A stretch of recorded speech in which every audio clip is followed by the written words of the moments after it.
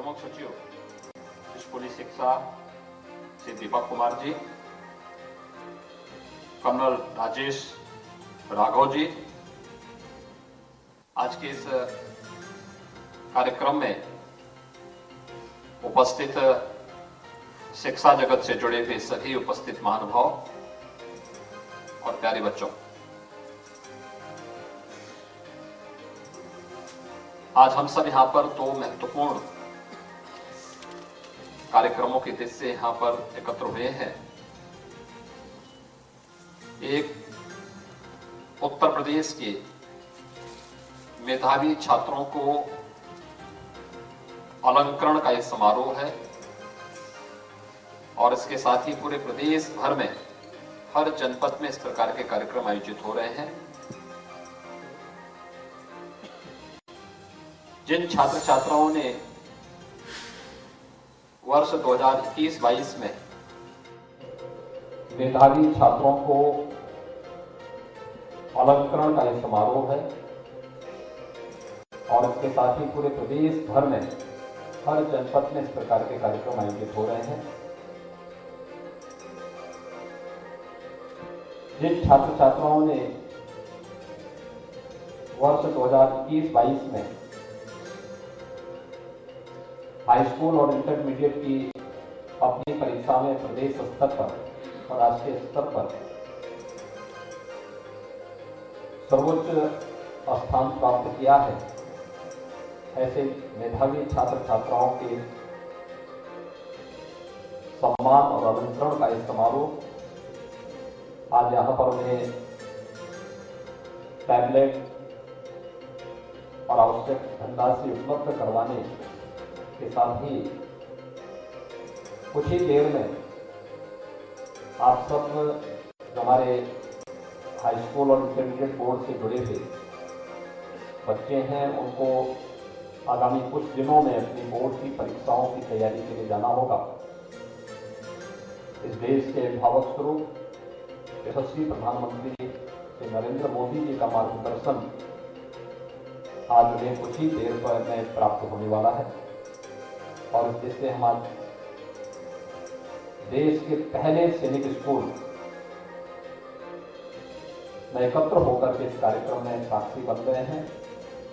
मैं इस अवसर पर प्रदेश भर से उपस्थित या लखनऊ में और प्रदेश के अलग अलग जनपदों में भी उपस्थित सभी छात्र छात्राओं को, जिन्होंने विगत वर्ष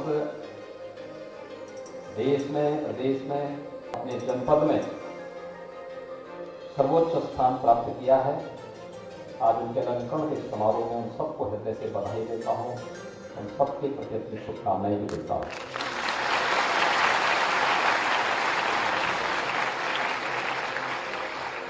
इसके साथ ही इस सैनिक स्कूल में आयोजित आज के इस कार्यक्रम में हम सब जानते हैं कि यह सैनिक स्कूल 1960 में तत्कालीन मुख्यमंत्री डॉक्टर संपूर्णानंद जी ने स्थापित किया था और देश का पहला सैनिक स्कूल है। इस सैनिक स्कूल की अनेक विशेषताएं हैं, यानी पहला देश का सैनिक स्कूल है। सैनिक स्कूल एक लंबी श्रृंखला उसके बाद देश के अंदर अलग अलग राज्यों में स्थापित हुई और आज हम उत्तर प्रदेश में स्वयं 5 सैनिक स्कूल उत्तर प्रदेश शासन वर्तमान में या तो संचालित कर रहा है या अगले वर्ष सत्र तक हम लोग 5 सैनिक स्कूल संचालित करने की कार्रवाई को आगे बढ़ा चुके होंगे। देश का पहला सैनिक स्कूल है जहां पर बालिकाओं को भी प्रवेश हुआ है और मैं भी देख रहा था कि जो बालिकाएं मंच पर आकर के एग्जाम वॉरियर जो पुस्तक प्रधानमंत्री जी ने तनाव मुक्त वातावरण में परीक्षा देने के लिए, क्योंकि अक्सर होता है अभिभावक का, विद्यालय के प्रबंधन का और फिर जगदीश गांधी जैसे प्रबंधक हों तो वो और भी दबाव बना करके छात्र छात्राओं को इतना दबाव बनाते हैं कि ये तनाव से मुक्त नहीं हो पाते। उन स्थितियों में वे सभी बच्चे अक्सर तनाव में आकर के परीक्षाओं में बहुत हतोत्साहित हो जाते हैं। तनाव मुक्त वातावरण में परीक्षाओं की तैयारी कैसे करनी है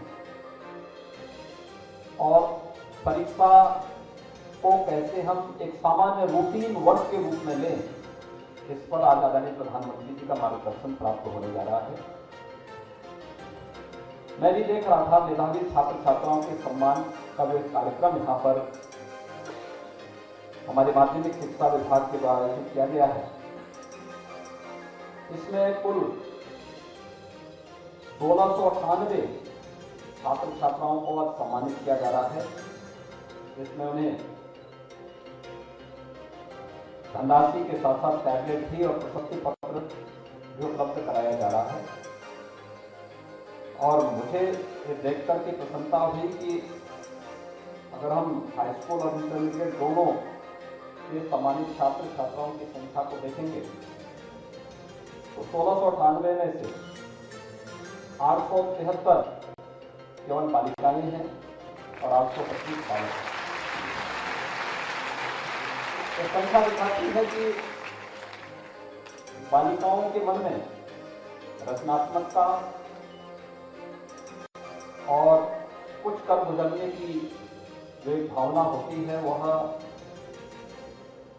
हमारी बोर्ड की विभिन्न परीक्षाओं में, वह यूपी बोर्ड हो, सीबीएसई बोर्ड हो, संस्कृत बोर्ड हो, आईसीएसई बोर्ड हो या कोई भी बोर्ड हो, सभी में यह देखने को मिल रहा है। और डिग्री कोर्सेज में भी संख्या बहुत अच्छी देखने को मिली है। और यही कारण है कि अक्सर बहुत सारे अभिभावक बालिकाओं के प्रति बहुत उतना ध्यान नहीं देते। उन्हें तकनीकी रूप से सक्षम बनाने के लिए हम लोगों ने एक तो उनकी पढ़ाई लिखाई में किसी प्रकार का कोई भेदभाव न हो, स्नातक तक की शिक्षा उनके लिए मुफ्त में करने की व्यवस्था पूरे प्रदेश भर में लागू हुई। लेकिन साथ साथ यह भी व्यवस्था की गई है कि बालिका के जन्म होने से लेकर के और वह जब तक अपने पैरों पर खड़ा नहीं होती है, तब तक के लिए हम लोगों ने प्रदेश के अंदर मुख्यमंत्री कन्या सुमंगला योजना भी प्रदेश के अंदर लागू की है। बेटी के जन्म से लेकर के स्नातक तक की पढ़ाई की अलग अलग पैकेज में भी हम उसको धनराशि उपलब्ध करवाते हैं। और इसके साथ ही प्रदेश सरकार ने तकनीकी रूप से डिग्री और पोस्ट ग्रेजुएशन की डिग्री प्राप्त करने के दौरान बच्चों को, छात्र छात्राओं को कोई समस्या न हो, 2 करोड़ विद्यार्थियों को वर्तमान में टैबलेट और स्मार्टफोन वितरण की एक बड़े कार्यक्रम को हम लोगों ने हाथों में लिया है। अब तक 20 लाख से अधिक छात्र छात्राओं को यह सुविधा उपलब्ध करवा चुके हैं। ये देश के अंदर सबसे बड़ी तकनीकी रूप से सक्षम बनाने की शासन की प्रक्रिया का हिस्सा है। उत्तर प्रदेश सरकार इस कार्यक्रम को आगे बढ़ा रही है। आज यहाँ पर हमारे लिए अत्यंत महत्वपूर्ण है कि विगत 5.25 वर्ष के दौरान प्रदेश सरकार ने शिक्षा के क्षेत्र में अनेक कदम उठाए। केंद्र और राज्य सरकार मिलकर के कार्यक्रमों को अच्छे ढंग से आगे बढ़ा रही है। मुझे याद है 2017 में जब हम लोग आए थे, बेसिक शिक्षा परिषद की स्थिति बहुत खराब थी और मैं स्वयं एक जनपद में गया था तो जिला मुख्यालय के पास एक विद्यालय था। मुझे वहाँ के प्रधानाचार्य ने बताया, वहाँ के बेसिक शिक्षा अधिकारी ने बताया तो विद्यालय इस बार बंद हो जाएगा। हम वहाँ पे जो हमारे 2-3 शिक्षक हैं इनका क्या करें। मैंने कहा विद्यालय बंद हो रहा है तो शिक्षकों को घर भेजो, तो रह करके क्या करेंगे। लेकिन मेरे मन में आया कि वास्तव में आखिर बेसिक शिक्षा परिषद के प्रति लोगों के मन में इतना वैराग्य भाव क्यों है, क्यों नहीं बच्चे जा रहे हैं। या तो इंफ्रास्ट्रक्चर नहीं है, या वहां पे पठन पाठन का उचित माहौल नहीं है, या फिर किसी न किसी प्रकार से कोई ऐसा कारण जरूर है कि लोग वहां पर आना नहीं चाहते, उसके प्रति आकर्षित नहीं होना चाहते। मैंने वहां पर उन लोगों के सामने एक टारगेट दिया था कि भाई देखो, आप सुनिश्चित करो कि जो जितने भी शिक्षक हैं या शिक्षा मित्र हैं, लोग एक एक घर में जाकर के लोगों की काउंसलिंग करें। स्कूल जाने वाले हर बच्चे को, और बालक हो या बालिका हो, स्कूल आने के लिए प्रेरित करें।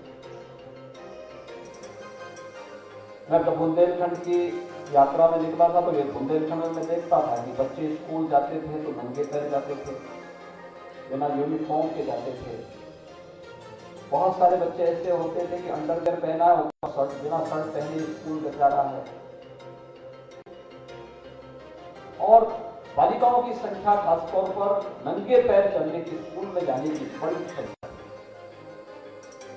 तब हम लोगों ने तय किया कि एक बेसिक शिक्षा परिषद के हर स्कूल में हम बालकों को यूनिफॉर्म देंगे, बैग देंगे, बुक्स भी देंगे, जूते मोजे भी उपलब्ध कराएंगे, स्वेटर भी उपलब्ध करवाएंगे।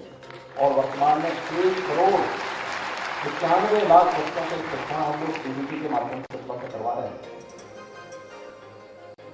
इसके अलावा ऑपरेशन कायाकल्प का एक कार्यक्रम चलाएंगे। ये कार्यक्रम शुद्ध रूप से जन सहभागिता का कार्यक्रम है। बाद में हमने कन्वर्जन के माध्यम से भी और शासन से भी कुछ धनराशि भी उपलब्ध करवा करके इस कार्यक्रम को सफलतापूर्वक आगे बढ़ाया था। मुझे प्रसन्नता है कि ऑपरेशन कायाकल्प ने बेसिक शिक्षा परिषद के स्कूलों के वास्तविक कायाकल्प को आगे बढ़ाने में मदद की। लेकिन जो पहला विद्यालय मेरे सामने आया था, आज मुझे प्रसन्नता होती है, उस विद्यालय में 350 से अधिक बच्चे हैं और बहुत अच्छा चल रहा बेसिक शिक्षा परिषद का विद्यालय। यानी अगर हम ध्यान दें तो क्या नहीं हो सकता। और विगत 5 वर्ष के दौरान कोरोना जैसी महामारी के बावजूद इन स्कूलों में बच्चों की संख्या में काफी बढ़ोतरी हुई। उस बढ़ोतरी को देखते हुए मेरा मानना है प्रदेश भर में अगर हम देखेंगे लगभग 60 लाख बच्चे अतिरिक्त बढ़े हैं बेसिक शिक्षा परिषद के स्कूलों में। तो संख्या दिखाती थी कि इतने बच्चे अब स्कूल नहीं जा पाते थे या उन्हें स्कूल जाने के लिए प्रेरित नहीं किया जाता था या उनके पास इस प्रकार के साधन नहीं। आज वे सभी स्कूल जा रहे हैं, ये हमारे लिए प्रसन्नता का विषय है। और इस दौरान अनेक कार्यक्रम केंद्र और राज्य सरकारों ने प्रारंभ किए, खासतौर पर निपुण भारत कार्यक्रम, जिसमें अभी विद्या समीक्षा केंद्र का एक उद्घाटन का कार्यक्रम भी संपन्न हुआ है। इसके अलावा प्रदेश भर में तमाम प्रकार के जो कार्यक्रम चल रहे हैं, ये सभी बहुत ही रचनात्मक है, बहुत ही सकारात्मक है। और ये चीजें दिखाती हैं कि सर्वे दिखाते हैं कि उत्तर प्रदेश के अंदर स्कूली शिक्षा के बेहतरी के लिए जो प्रयास हुए हैं उसके सार्थक परिणाम हम सबके सामने आज दिखाई दे रहे हैं। दूसरा, हाई स्कूल और इंटरमीडिएट की परीक्षा में यूपी बोर्ड के हर केंद्र में लगभग हर जनपद के अंदर नकल एक सामान्य प्रक्रिया का हिस्सा बन गया। उस पर प्रभावी अंकुश लगाया। आज प्रदेश के अंदर अगर आप देखेंगे तो यदि पिछले 3 वर्ष के अंदर कोरोना जैसी महामारी के कारण लगभग परीक्षा कराने में कुछ दिक्कतें हुई। 21-22 में हम लोगों को 20-21 में तो बच्चों को प्रमोट करना पड़ा, लेकिन फिर भी जहां पे परीक्षाएं होती थी उसमें देखने को मिला कि उससे पहले भी किसी भी जनपद की पूरी परीक्षा को निरस्त नहीं किया गया। उसकी शुद्धता और पारदर्शिता को बनाए रखने में पूरी मदद की गई। इन कार्यक्रमों को आगे बढ़ाने का कार्य हुआ है और आगे भी बच्चों के अंदर एक स्वस्थ प्रतिस्पर्धा जन्म ले। तो विद्यालय स्तर पर अभिभावक बच्चों को इसके लिए तैयार करें। दुनिया के अंदर अपनी परीक्षा में अच्छा अंक प्राप्त करना ये अच्छी बात है, लेकिन किसी बच्चे को इसके लिए बाध्य नहीं करना, बहुत दबाव नहीं बनाना है। आखिर जिसकी जितनी क्षमता होगी, उसके बौद्धिक और उसके शारीरिक विकास के अनुरूप उसकी जितनी क्षमता होगी उतना परिणाम वो दे देगा। लेकिन उससे अतिरिक्त दबाव बना करके हम उसके साथ अन्याय करते हैं। और अक्सर ये होता है कि बच्चा अवसाद में चला जाता है, तनाव में रह करके ज्यादा अंक प्राप्त करने के लिए